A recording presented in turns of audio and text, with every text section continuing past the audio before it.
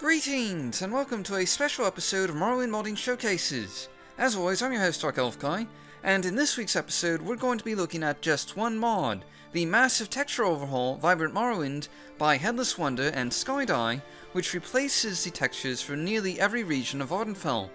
To properly show off this impressive and massive mod, we're going to do something a little different, and do a tour of the various regions and cities of Ardenfell with this new texture replace installed. And you can, of course, use the menu below to jump to a particular region. Now why don't we go ahead and get started with the Bitter Coast region, and the city that you start out in, Seedaneen. Now you'll notice right away with the town of Seedaneen that it looks a lot different with Vibrant Morrowind than it does with original Morrowind, especially the Nordic and Imperial architecture, which has some very colourful and vibrant textures applied to them. And you'll also find some brighter textures along the docks of the lower Seedaneen district as well. And this sort of wide variety of colourful textures really adds a sort of whimsical element to the game. And you'll also find a ton of new textures for the interiors, including one of my favourite textures, the sort of rainbow glass texture being used in the windows. And there's also new textures being applied to the tapestries and floors, and a lot of other elements of the game. And sort of going into the wilderness a bit, you'll find a ton of really nice looking landscape textures, including this nice cobblestone road texture going through the outskirts of Seedaneen. Now I should probably mention that Vibrant Morrowind is completely compatible with the Morrowind Graphics and Sounds overhaul. In fact, I'm using a Morrowind Graphics and Sounds overhaul installation here in this video to show off Vibrant Morrowind. And really, all you need to do is install Vibrant Morrowind over an existing MGSO install and you should be good to go. But anyway, here you can see the city of Gnarmark with these new textures, and you can sort of see the shack textures in particular in a bit more detail, as well as some of the textures for the Hlaalu architecture set. And you'll notice that the shack textures in particular are fairly similar to vanilla Morrowind and aren't quite as colourful as some of the rest in this package. Now here you can see some of the wilderness in the Bitter Coast region, and really I think this is a fairly colourful combination of textures here. And you'll also see a number of new textures for other things like the Dwemer Ruins of the Bitter Coast and many of the other regions in Ardenfell. And there's also, I believe, a few new textures for the Daedric Ruins of Ardenfell as well. And of course, the Dunmer Strongholds also have some new textures applied to them, as you might expect. Now, something I sort of glossed over before is that Vibrant Morrowind also includes new textures for a lot of the flora in the Bitter Coast region. So plants like ferns or mushrooms also have new textures included. And you also find that there are naturally some new textures for the Dunmer Stronghold interiors as well, as you can see here.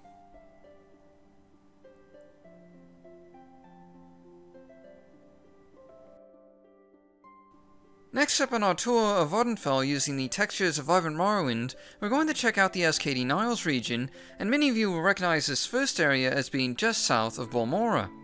And right away, you'll notice that there are a lot of different shades of green being employed in the Ascadian Isles region.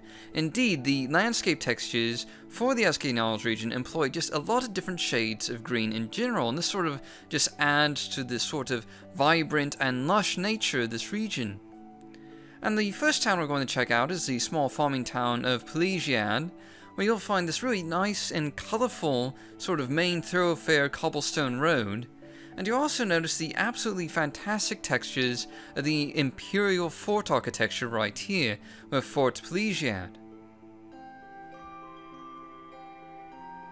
Now real quick, we're going to stop in at the Halfway Tavern in Plegiad, and one of the things you're going to notice with this mod is that this rather extensive texture package doesn't just include texture replacers for the architecture sets and the landscapes, it also includes new textures for a lot of the miscellaneous items you see scattered around on tables, like plates and cups. And down here in the cellar you can sort of see some of the new textures for the stonework with the Imperial architecture. And real quick, we're just going to fly by some of the farmland outside of Plegiad and towards the Drin Plantation.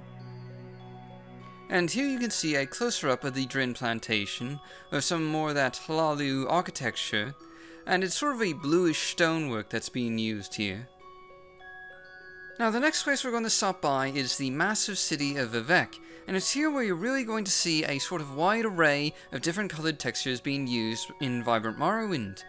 And really there are just a lot of different colours being used in Vivec here. You have blue, you have darkish grey, you have tan, you have white, and you have green, and they're all being used on the same architecture set, which is really a sort of interesting mix. And here you can see the temple compound with some of these new textures applied to the statues of Vivec.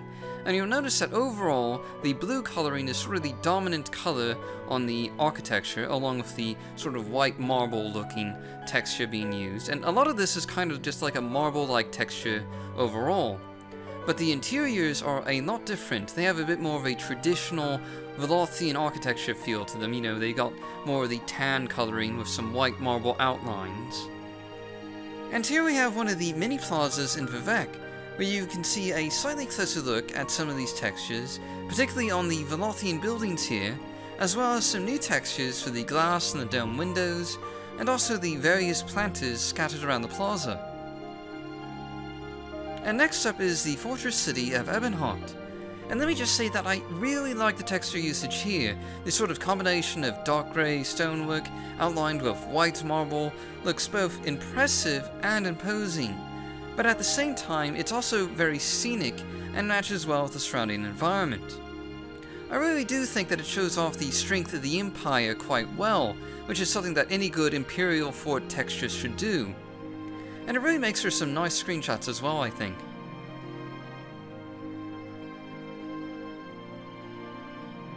And sort of moving on, we're going to take a quick look at the interior of the Ebonheart Grand Council to show off the absolutely beautiful interior textures in use for Imperial architecture.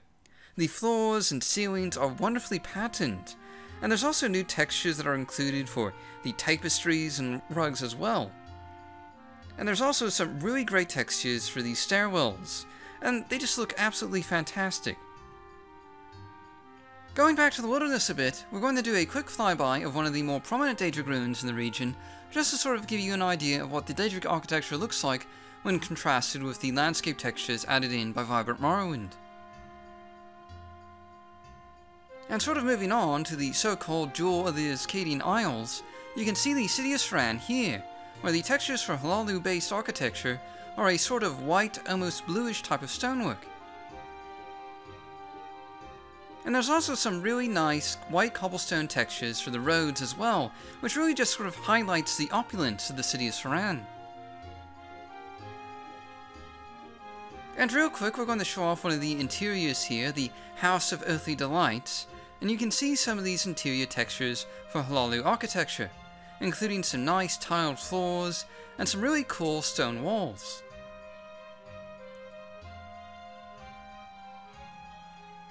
Leaving the green lands of the Ascadian Isles region, our next stop is the West Gash, one of the larger regions on Vvardenfell, and the city of Balmora. Here you can really get a good idea of how this Hlaalu architecture looks with Vibrant Morrowind, as well as check out some of the plaza textures in use here.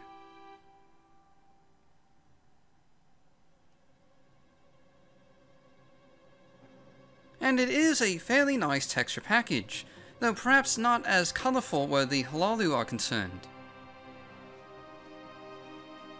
And of course, we're going to take a quick look at a few more interiors, and you'll notice some really nice floor tiles, as well as some nice patterns up there near the ceiling. And overall, I have to say that I really like the interior textures for the Hlaalu architecture set in Vibrant Morrowind. It really adds a certain amount of character and charm to these Hlaalu interiors. And to sort of give you an idea of what this all looks like with different lighting conditions, you can see the Mages Guild basement here with all those blue lights, and it still looks very characteristic and charming overall, I would say. Going on to some of the wilderness right outside of Balmora, you can see some of the landscape textures added in by Vibrant Morrowind here, which are a bit more rocky when compared to the Ascadian Isles, which is sort of what you would expect for this region.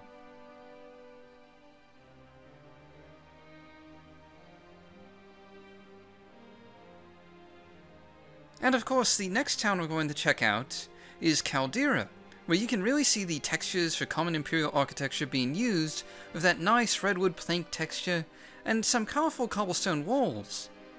Not to mention the rather unique textures for the governor's mansion over on the hill there. And speaking of the governor's mansion, because I just love the imperial interior texture so much, we're going to stop in and just get another look at these beautiful interior textures. I just love the way this all looks, and it really cannot be understated how great these textures are. And you'll also find a number of new textures for much of the furniture in Morrowind, as well as things like the beds and tapestries, and even the chests, I believe.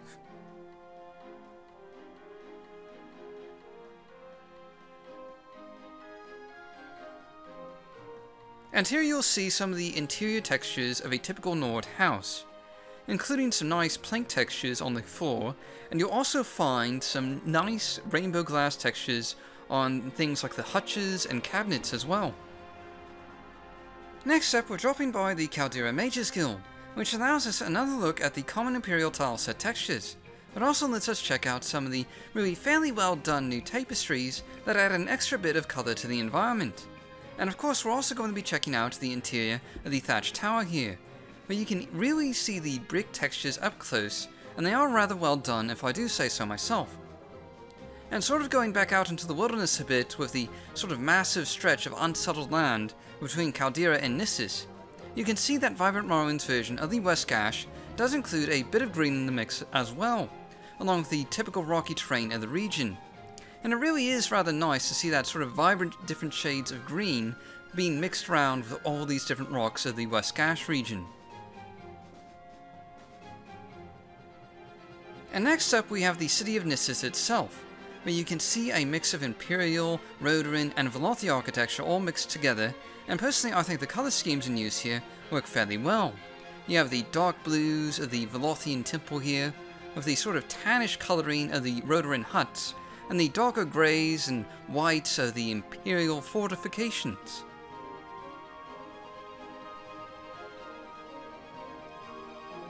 Now, something that should probably be mentioned is that I'm using Vert's trees for pretty much all the wilderness shots here, but Vibrant Morrowind does come with an optional tree replacer that you can use to really colour up the environment.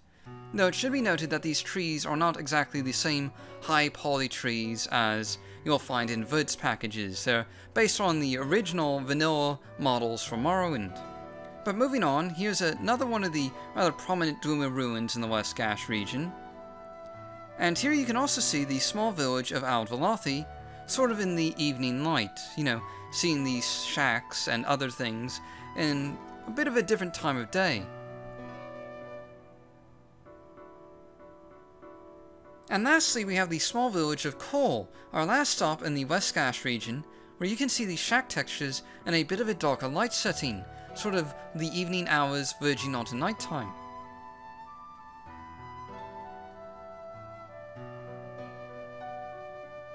And the next region we're going to be visiting is the Sheogorad region with the village of Dagon Fell, which has a lovely combination of shacks, imperial buildings, and Dwemer towers in the background. Now we're just going to take a slightly closer look at one of the most iconic streets in Dagon Fell with the End of the World Tavern.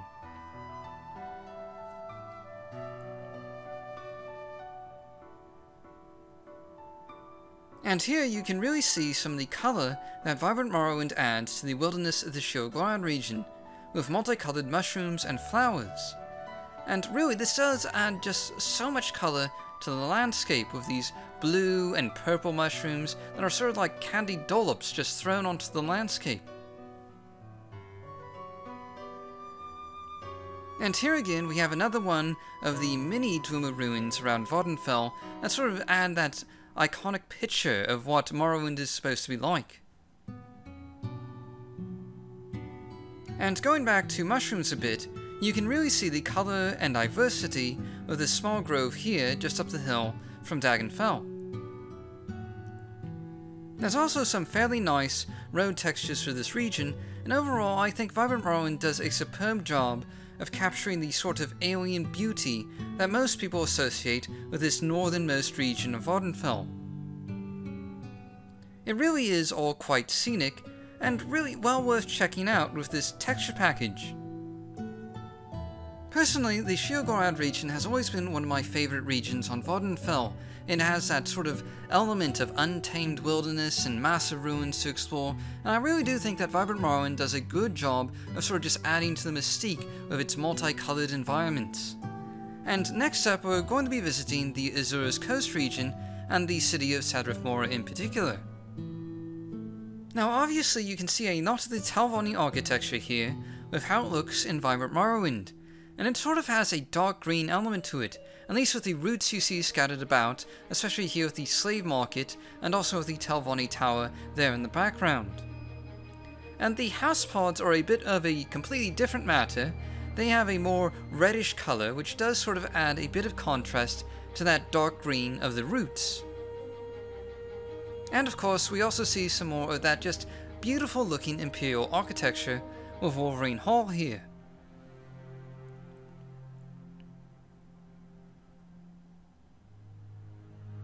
And just taking some time to check out the various interiors of the Telvanni architecture set, here's the gateway in with Vibrant Morrowind.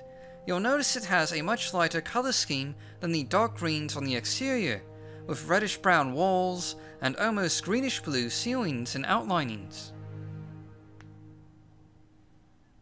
And sort of going to a completely different type of Telvanni interior, you can see a few other different types of textures being used, particularly in regards to the ceiling here in this Telvanni tower.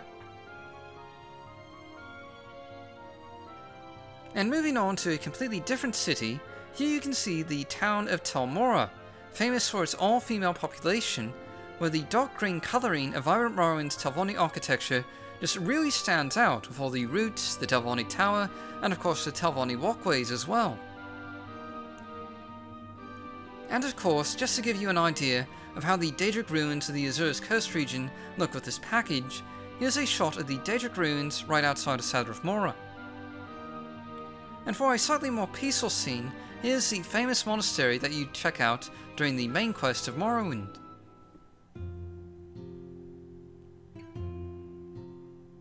The Azurian coast region shares a lot of similarities to the Sheogorad region, so you'll see many of the same textures in use, particularly with regards to the plants and mushrooms. And this scene in particular right here is just beautiful in my mind, with all the multicoloured mushrooms in the foreground and the looming Daedric ruins in the background. It really is just a lovely sight. And moving on to a more verdant part of Vvardenfell, we're going to check out the Grazelands region, starting naturally with the small farming village of Voss. And right away you can already see a lot of rich greens in the surrounding landscape. Not to mention the sort of nice combination of Telvanni dark green and Velarthian blue right here in the centre of Voss. And you know, it has to be said, I don't think I've seen this particular shade of blue in any other texture replacer, and it really does work amazingly well with the Velarthian architecture.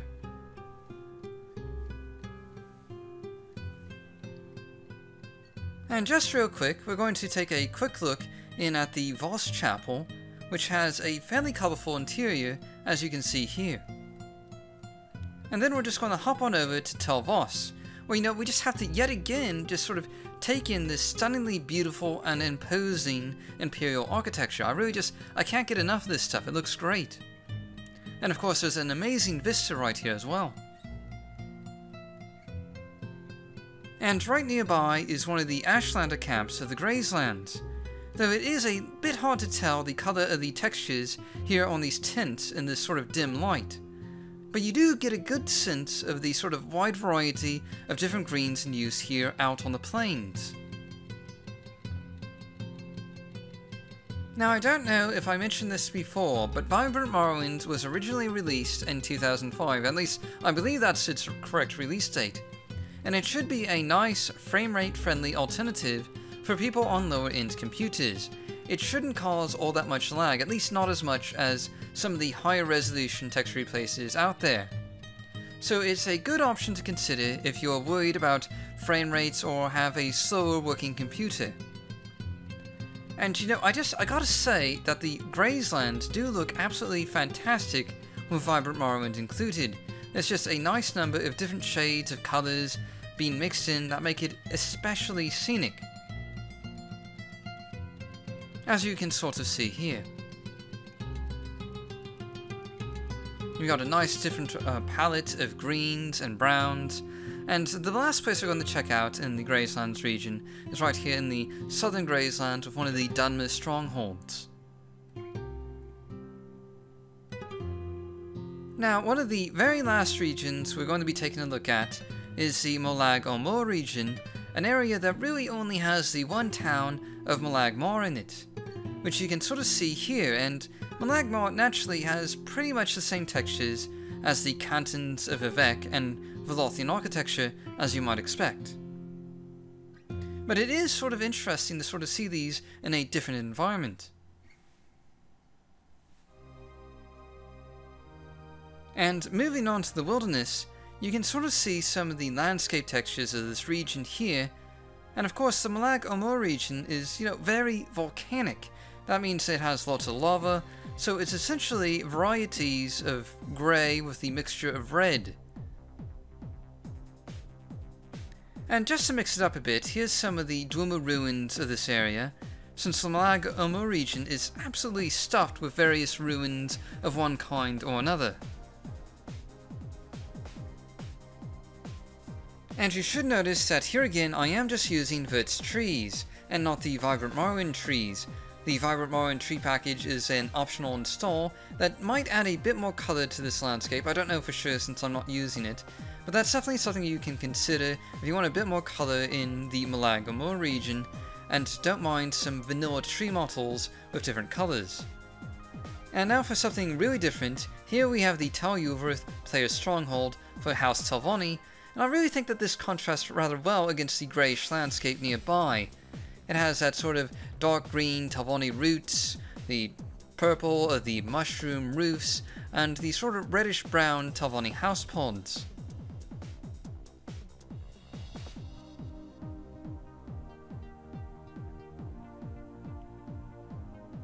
Now finally, the last region we're going to be visiting is of course the iconic Ashlands of Central Vattenfell,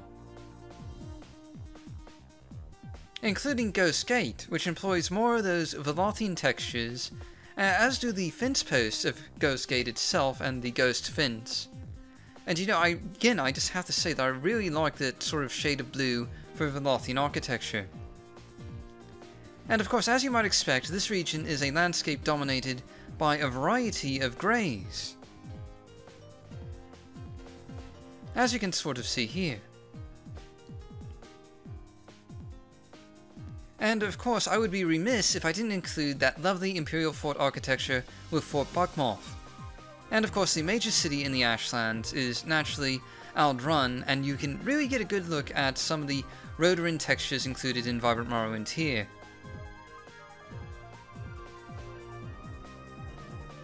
You'll also notice that the Western Ashlands are sort of a lighter shade of grey when compared to the Molag Amur region. And this really sort of works well with the brownish colouring of the rocks that you see dotting the hillsides. And just talking about the rocks for a moment, the rocks have this sort of brownish mixture of white and various shades of grey and brown, and I do really think that it works well with the Ashlands in general. And sort of the last major settlement in the Ashlands here is the town of Mar Gan. Again, this is in some moderately dim lighting, but you can tell that overall the Rodoran textures aren't that far off from vanilla Morrowind. And taking a look at some of the interiors here, we start with the Aldrun Mages Guild, where you can see some nice tiled floors, and again there's a lot of new textures for the various tapestries scattered about. There's also a pretty cool pattern along the wall here, and there's a nice mix of blue colour with the pillars and archways. And here you can see a typical bedroom, which looks quite lovely with these textures, at least I think so. And going on to one of the taverns, you can see these textures in a slightly brighter setting. Again, you have these sort of tiled floors here, and the walls and ceilings have a bit more of that traditional Rodoran sort of tannish colouring. And down below you have some really great looking ceilings with a sort of light sky blue colouring, as you can see here. And sort of our last stop with the Ashlands, we have the northern Ashlands that just border the Sheogorad region near Red Mountain. And here you can see the Yushalaku cap, and I really have no idea if I pronounced that correctly, but you can sort of see that the Ashlander tints have a slightly dark green complexion. And sort of our last stop for the Ashlands, we have the old Dunmer stronghold here, where you can just look out all the way through all the northern Ashlands and up to Red Mountain practically. And of course, before I forget, Vibrant Morrowind does also include some new textures for the Dwemer interiors, keeping them with a sort of rusty and almost old iron look and coloration, with just a sprinkle of red and grey little specks here and there to sort of keep it with the Dwemer architecture. Thanks for watching, and I hope you guys enjoyed this video, and I do want to apologize real quick for how late this video was. It did take me a little longer to produce this video than usual, and I was sort of bogged down with a sore throat last week, so that just slowed down all video production entirely. Hopefully now we can get videos back out on time, and I'll see you guys all next week with our next episode of Morrowind Modding Showcases.